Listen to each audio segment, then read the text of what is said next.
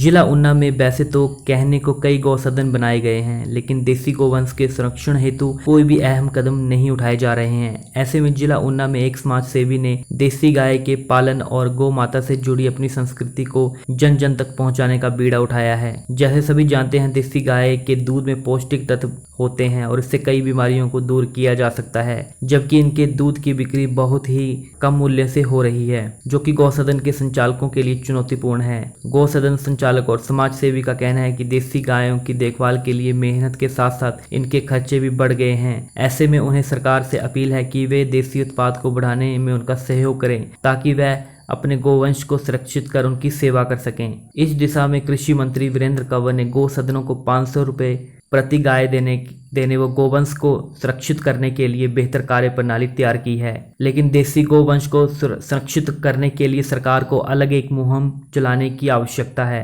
ताकि देसी गाय के वंश को आगे बढ़ाया जा सके। वहीं कृषि मंत्री वीरेंद्र कंवर की माने तो मानव जीवन के लिए देसी गाय का दूध बहुत ही लाभदायक है। लोग ज्यादा दूध के चक्कर में देसी गाय की तरफ कम ध्यान दे रहे हैं, जिस कारण हिमाचल में देसी गाय की नस्ल बहुत ही कम है। वहीं बीजेपी ने इसको लेकर सबसे पहले सरकार बनते ही पहाड़ी गाय की रजिस्ट्रेशन करवाई है, जिसमें 10 करोड़ रुपए खर्च किए जा रहे हैं। इसके अतिरिक्त उन्होंने इस पर करीब 43 करोड़ रुपए खर्च किए जाने की बात भी कही, जिसमें ट्रेनिंग सेंटर सहित डायरी भी साथ में होगी।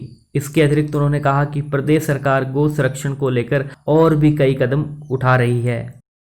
जो भारतीय मूल का जो गौवंश है वो अति उत्तम गौवंश है और उसका जो गोबर है वो खेती के लिए बड़ा अति उत्तम है और उसका जो पंचगव्य है और जो दूध है वो हमारे लिए मानव जीवन के लिए जो है वो अत्यंत लाभकारी है। इस करके हमारे बुजुर्गों ने, ऋषियों मुनियों ने उसको माता का जो है वो दर्जा दिया है।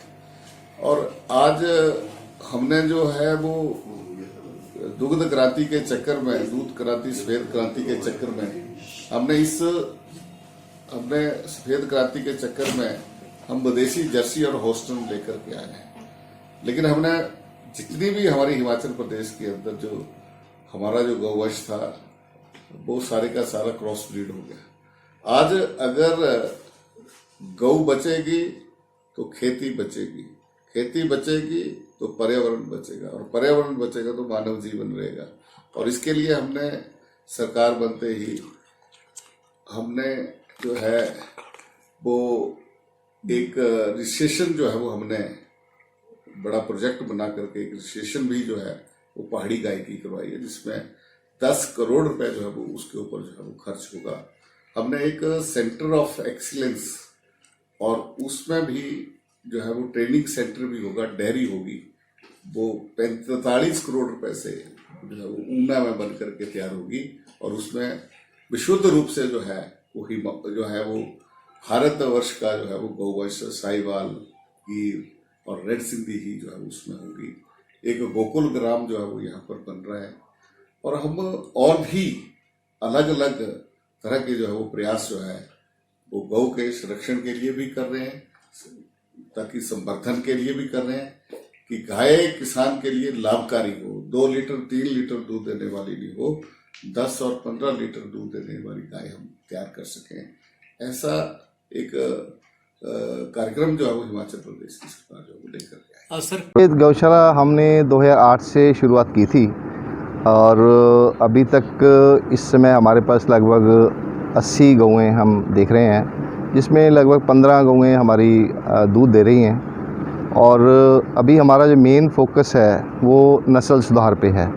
हमारे पास अभी राठी नस्ल की गायें हैं, गिर है, थारपारकर है, रेड सिंधी है, क्योंकि हमारा मानना है कि जो विदेशी नस्ल की गायें हैं वो आमतौर पर 4-5 बार सूने के बाद फिर वो बेकार हो जाती हैं और उनके दूध में उतनी पौष्टिकता भी नहीं होती। जो हमारी ये जो देसी नस्ल की गायें हैं ये आमतौर पर हमारी 14-15 सूने के बाद भी हमारे लिए यूज़फुल रहती हैं। तो सरकार की तरफ से आपको दूध उत्पादन के लिए कुछ फैसिलिटीज़ दी जा रही हैं? सरकार की तरफ से हमें साधारणतः तूड़ी के लिए कुछ पैसे, जो बहुत नाममात्र की राशि होती है, लगभग 30-35 हज़ार प्रति वर्ष की वो मिलती है। इसके अलावा हमें जो डॉक्टर है उसकी सुविधा मिलती है। वैक्सीनेशन जो गाय का होता है सालाना 2-3 बार होता है, वो मिल जाता है। परंतु ये काफ़ी कम है, क्योंकि गौशाला चलाने के लिए, इस गौशाला चलाने के लिए लगभग 80 से 90 हज़ार रुपये का प्रति माह हमारा खर्चा होता है, जबकि सरकार की तरफ से तो बहुत नाममात्र। हम चाहेंगे कि सरकार इस दिशा में एक और कदम उठाए ताकि हम अच्छी गौशाला चला सकें।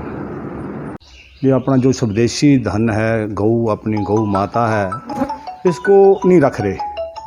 HF है या और है, उसके बारे में मतलब ज़्यादा ध्यान दे रहे हैं। इसका मतलब ऐसे था कि ये दूध जैसे कम देती है, मतलब गुण ज़्यादा है, इसके दूध की बिक्री नहीं हो पा रही। इसकी कॉस्ट अगर लगाई जाए तो 100 रुपया पर लीटर के हिसाब से कॉस्ट करता है इनका दूध ना जी।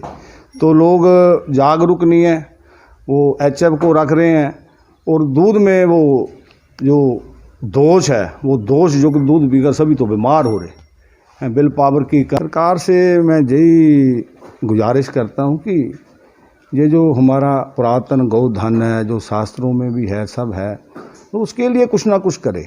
लोग थोड़ा जागरूक हों, इनके बारे में थोड़ा ध्यान दे। अभी आप देख रहे होंगे कि रोड पे जितनी भी गाय घूम रही है, ये इनमें से कोई भी नहीं है, क्योंकि इनको लोग मां समझते हैं। इनको थोड़ी कोई छोड़ता है, जो छोड़ते हैं वो तो और गाय है, वो 5-4 बार दूध देने के बाद उसको लोग छोड़ देते हैं। तो इनके बारे में अगर सरकार थोड़ा लोगों को थोड़ा जो भी। ऊना से आपका फैसला टीवी के लिए जिला ब्यूरो चीफ जीवन शर्मा के साथ सहयोगी अनु बाला की विशेष रिपोर्ट।